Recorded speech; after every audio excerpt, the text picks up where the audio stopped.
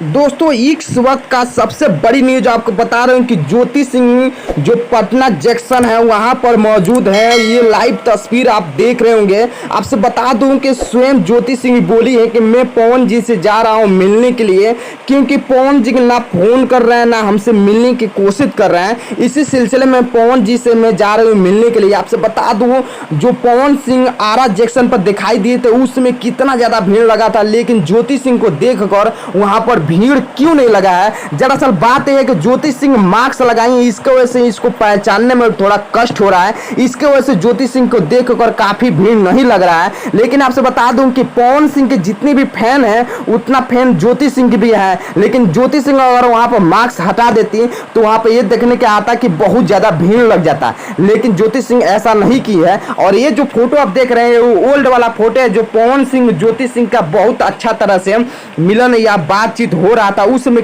खींचा गया फोटो है। आपसे बता दूं कि पवन सिंह से ज्योति सिंह इसलिए जा रही है मिलने के लिए कि पवन सिंह एक रोमांटिक सॉन्ग किए थे जिस पर तरह तरह के आचार है, उनके जितने भी ऑडियंस है तरह तरह के बात कर रहे हैं कि पवन सिंह को ऐसा मतलब रोमांटिक सीन नहीं करना चाहिए, क्योंकि एक उम्र काल भी लिहाज करना चाहिए। और ज्योति सिंह को छोड़ कर रोमांटिक सीन क्यों कर रहे हैं, इस पर ज्योति सिंह कड़वा बात बोल दी है पवन सिंह को।